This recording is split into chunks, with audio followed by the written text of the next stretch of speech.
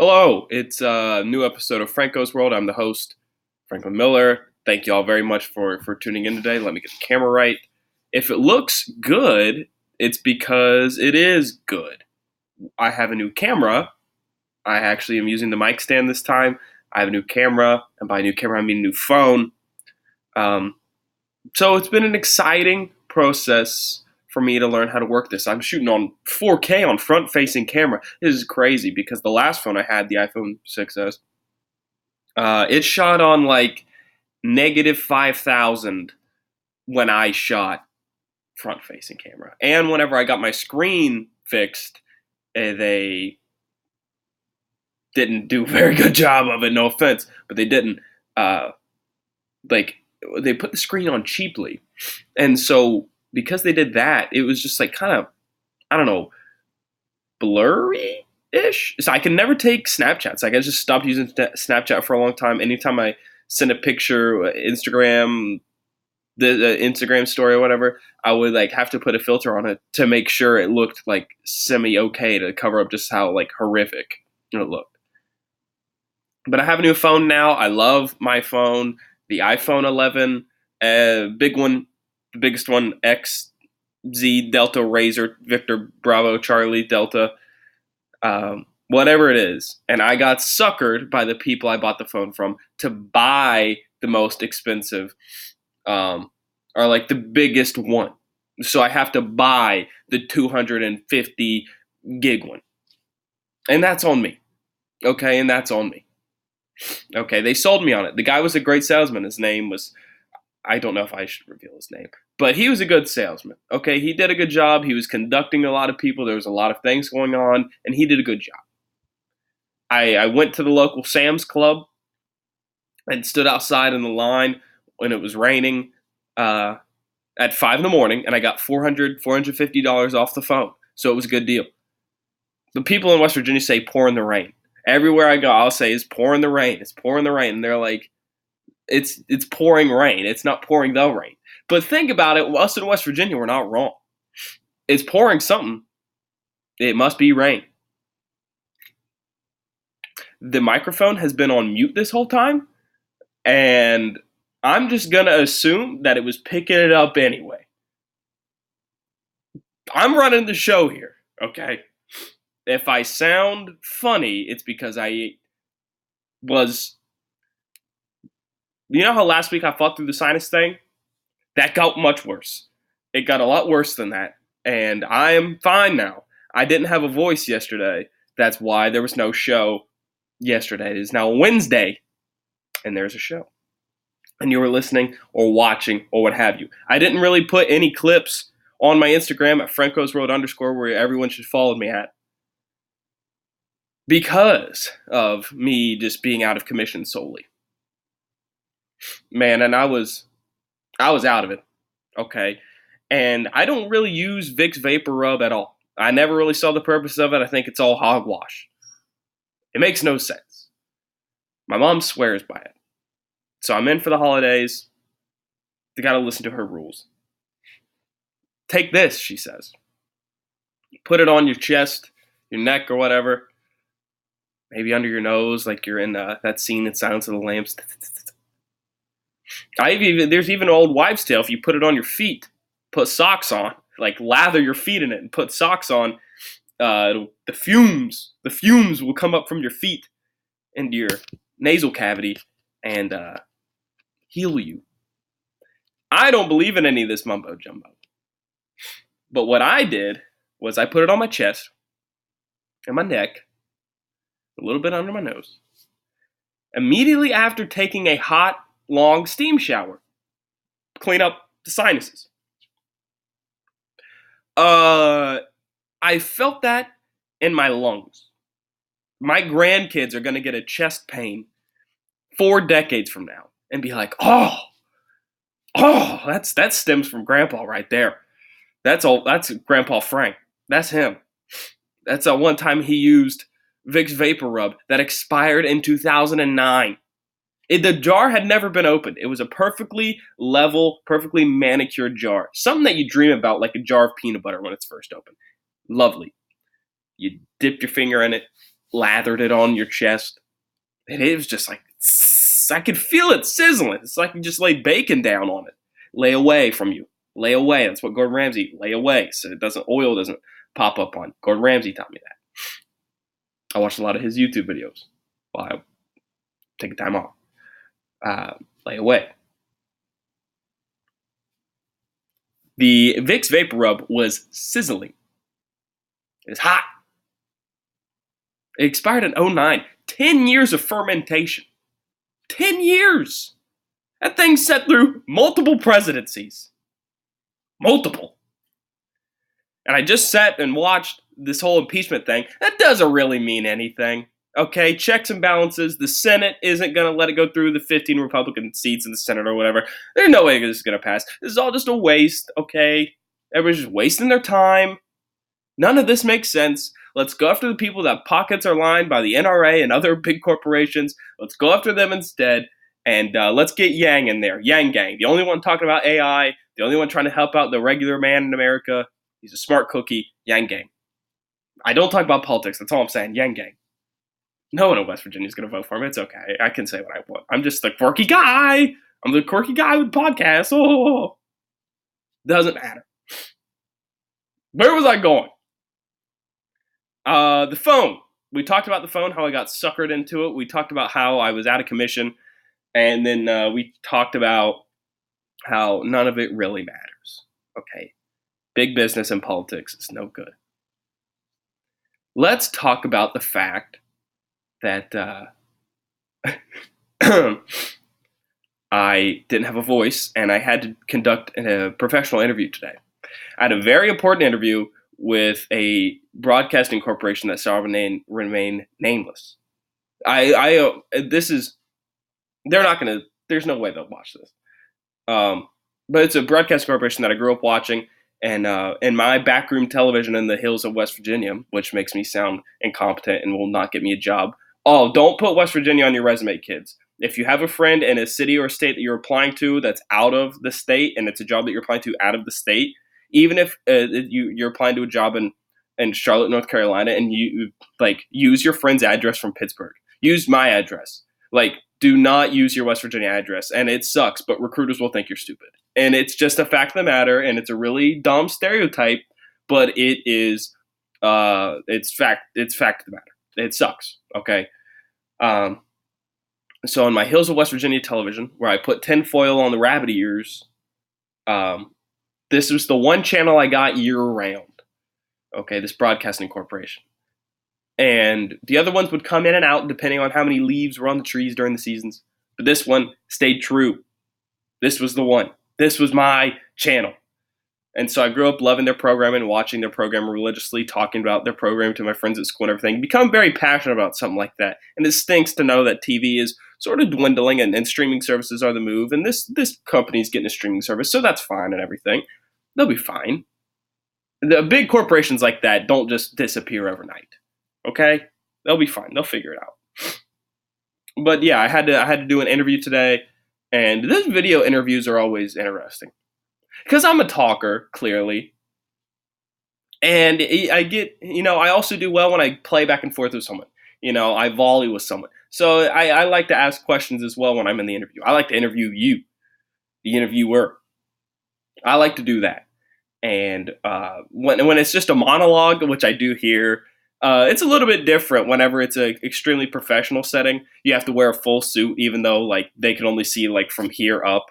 I didn't know if they were going to ask me like stand up. Show me your socks. Like, what do you got on? I wore navy blue socks, so it's okay. I had navy blue suit. Okay, none of that mattered. But the interview was fine. So we'll see. It's in a nice city where I can do a lot of material, do a lot of shows every night, which is the plan. And it's a job that I would thrive at and work hard at. I had something written.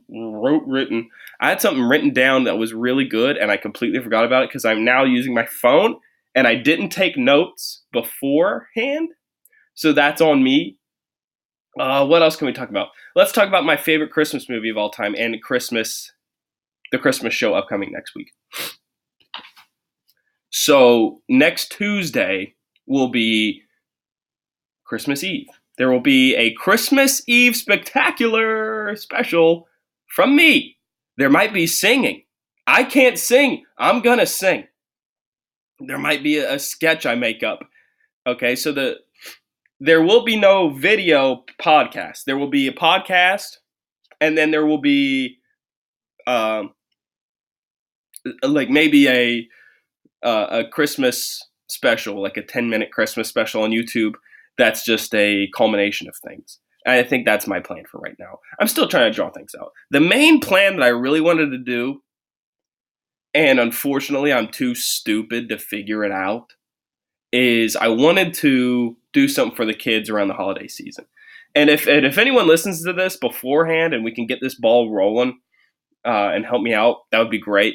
But I wanted to donate to a children's hospital, and obviously the biggest one I could think of would just be St. Jude Children's Hospital. I like to give around the holiday season, and their increments of giving was 50, 100, 250, and up and up and up. So there's no kids drowning in student debt that can just like give $5.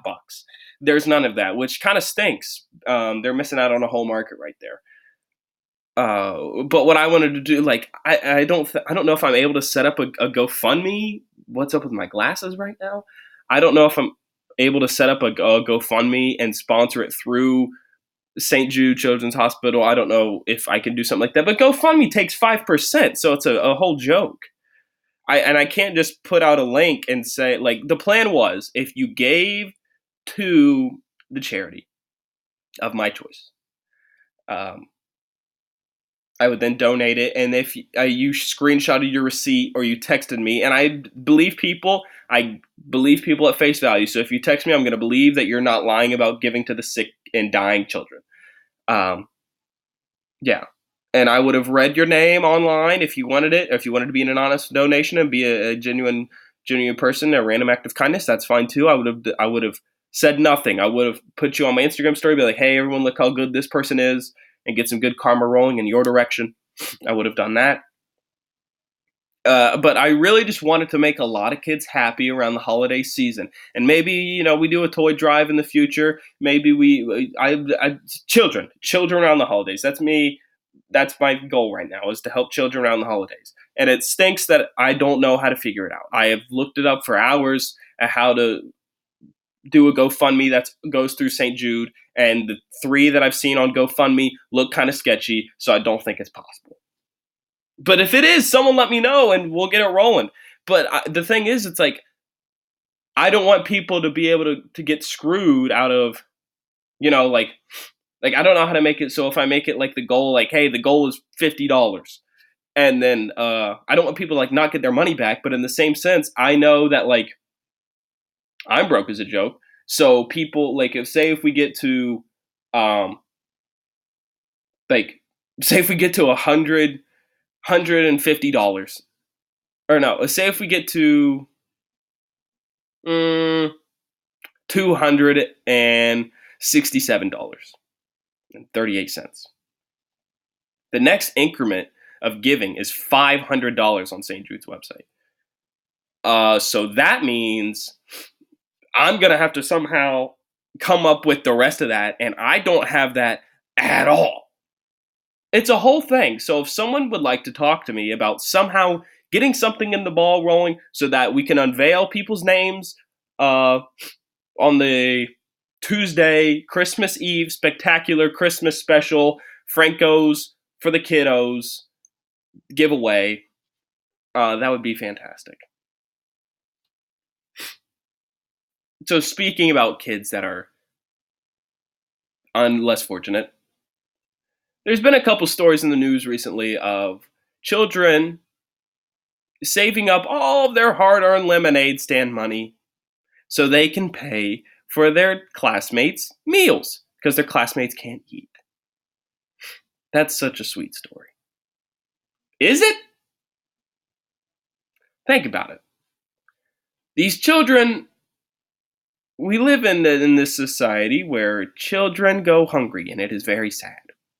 And I'm taking no praise away from the children that are donating to other to their classmates. It's incredible that they would have a heart of gold like that. But what does it say about our leaders that we can't provide children with a meal? What's that say? That we live in a society where people are one medical emergency away from being completely wiped out. People are dying and are left penniless. Children have no meals during the summertime and only get fed during school year. A lot of things we need to figure out, and there's a lot of stuff that's being talked about in the news that's way less important than this. Where am I moving on from here? Oh man. So the phone situation, back to the phone debacle.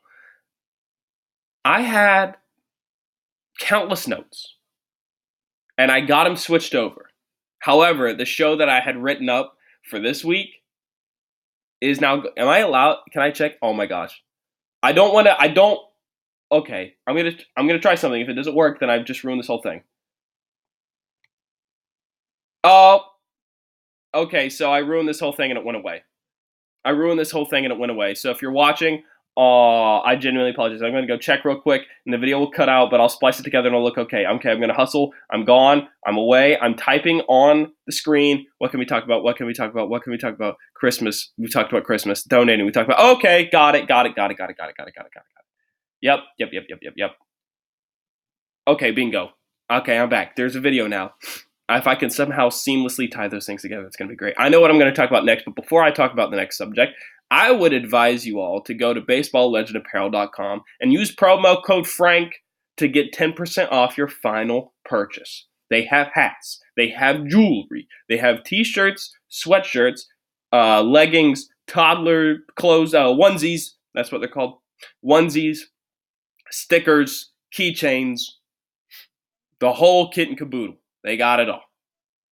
It's a fantastic website, a fantastic brand. I help with it. I support it. I believe in it. You should too. BaseballLegendApparel.com, BaseballLegendApparel.com, BaseballLegendApparel.com. Use promo code Frank at checkout for 10% off your final purchase. Okay. You have to forgive me. I apologize for the sniffling and such. Two things I have in my brain. I don't get K-pop, and I want to get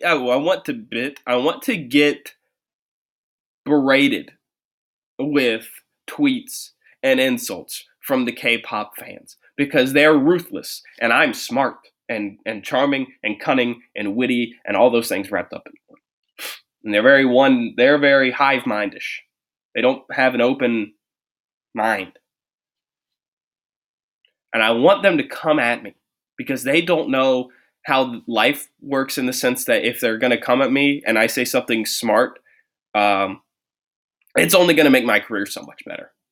Getting into controversy makes your career better because people see how banana land certain people act and are like, oh, this guy's a normal person. I'm going to support the normal person.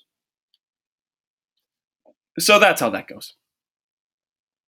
So I want to get, because I don't know K-pop, Korean pop, guys, girls dressing elegantly. They all have great hair. They all wear makeup and have earrings in like this cartilage area right here. They all have that. Their performances look electric, but I have no idea what the whole behind the scenes life is. I don't know about the cyberbullying where you can just turn your screen off and not look at things on the internet. So I don't know why we're worried about that. That's another thing too. I want the K-pop people to get mad at me because what they don't realize is if you don't like something, you don't have to look at it or watch. People are allowed their own opinions, and that is fantastic. But when you're going out of your way to comment directly to someone or drop a name, this is really bad. I'm generalizing, which you shouldn't do. All I'm saying is I don't get K-pop. Please come attack me. I want to be attacked on Twitter. Please. At Franco's World _ Korean pop fans. Send me your lame videos in a language I don't understand and say I need to stand someone. Please do this. I don't know what's going on. Because it's only going to make me stronger. I'm like the Emperor in Star Wars. Make me stronger. I don't understand. And they were all mad at that H3H3 guy. And that's all died down now because nothing really matters in life. I was moving way over there. And it's all social media. It's not real life. There's so many people in this world, and the majority of them aren't on Twitter. It's bananas. Moving on from that, please attack me, Korean pop fans.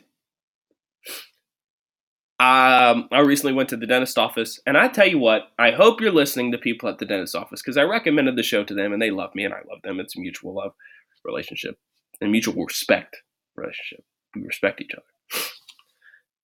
I love that place. My material absolutely kills in the dentist office. When I'm sitting in the chair, I feel so comfortable. I need me a dental chair for my daily life. Lean that thing back, pop the TV on at a 45-degree angle, maybe throw some sun G's on. Yeah, get the little water cup next to me. Yeah, I want that. Plus, I also like the thing that they use to brush your teeth, the drill thing that they use to brush. Well, they don't brush your teeth with a drill, you idiot.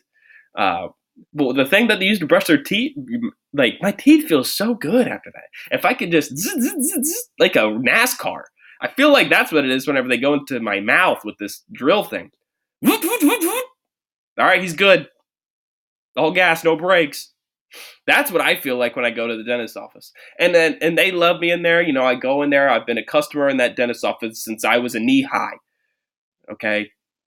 I've switched hygienists maybe a couple times, but my hygienist now is fantastic. We have some connections through our real lives, and it makes it so much easier, and there's a lot of comfortability there.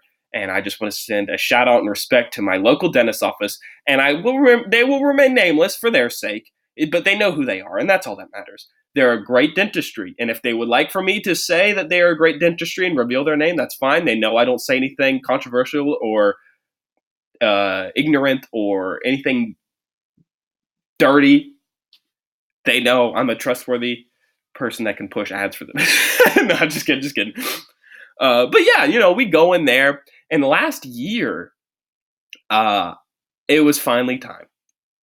I had just graduated school. I had some time off before my job started. It was finally time. I had to get my wisdom teeth taken out. Here's a story about how I got my wisdom teeth taken out. All right. You know, I'm a big wussy. You know, they take my x-rays every year or so.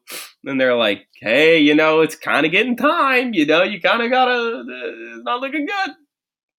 I'm like, oh, come on. You know, I'll be fine. I'm a fighter. I'm a tough guy. I'll be all right. And finally got to the point where it's like, Franklin, you're young. It's so much easier when you're young to get it done. You have time off before you start your job. It just makes total logical sense for you to man up and do this. All right, fine. Book me. Book me and cook me. And then I go and do that.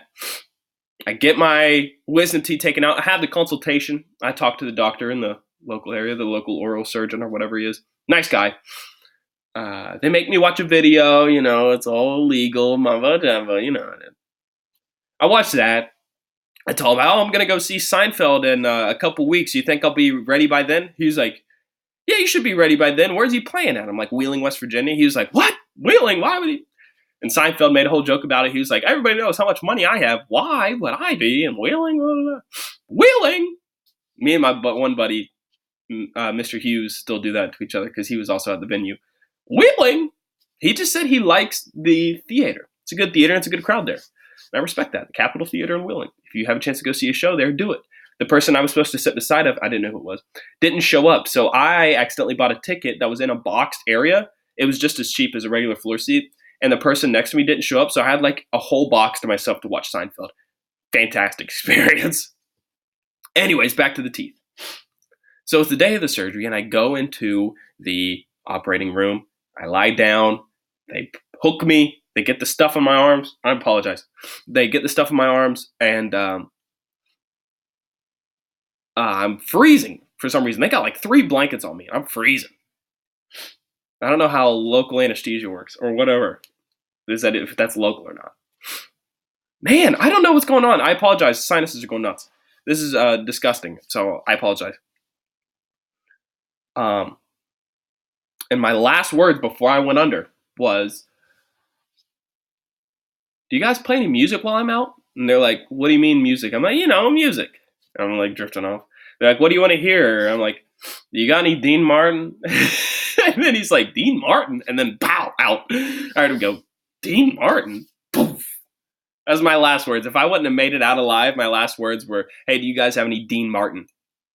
So I wake up, and as soon as I wake up, I said, "5 more minutes." And they said, "No, we gave you 5 more minutes, 20 minutes ago." And I said, "Okay."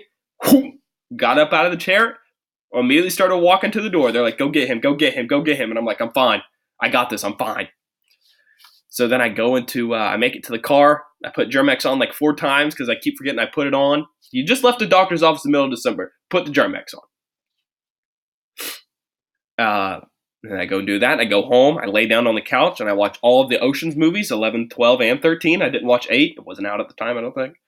And then I recovered perfectly. I was eating solid food 2 days from then.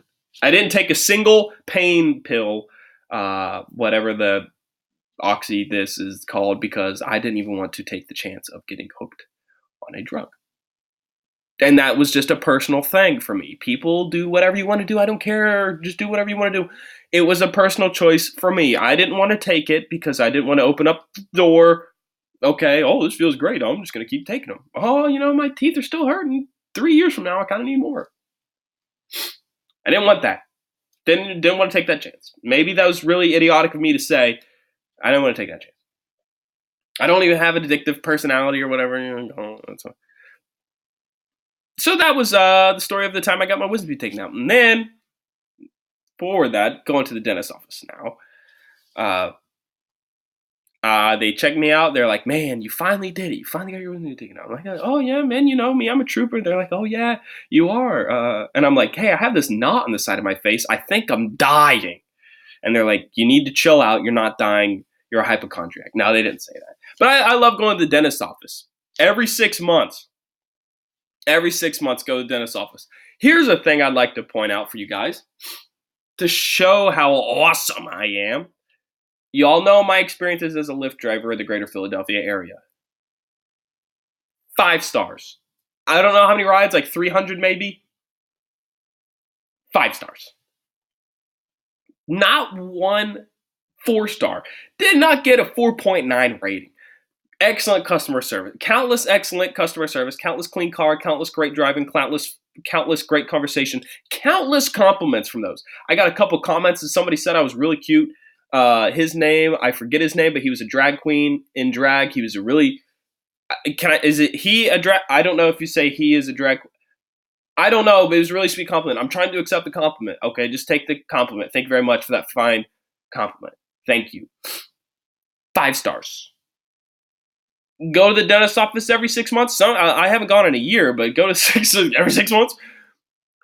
Haven't had a cavity.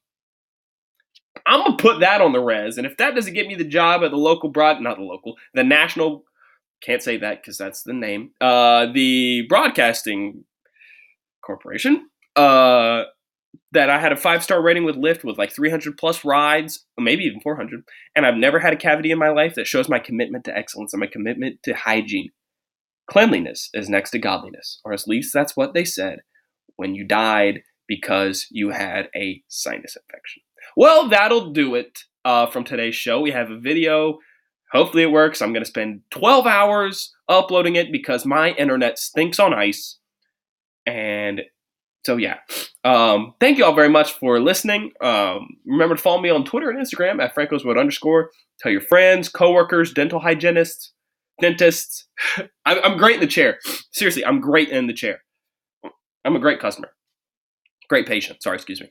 Great patient. I'm dying right now. I gotta figure something out. I apologize for the bad voice and everything. Next week will be great for my Christmas spectacular. If we can figure out how to give to the children and make a handful of children very happy around the holiday season. So most of the time, a lot of shows will do holiday themes right now. But for me, since the next show will be on Christmas Eve, we will do it at Christmas Eve. So thank you very much for listening. I hope you have a great day. I will see you when I see you. And I already said that. You just keep taking care of yourself. All right, bye.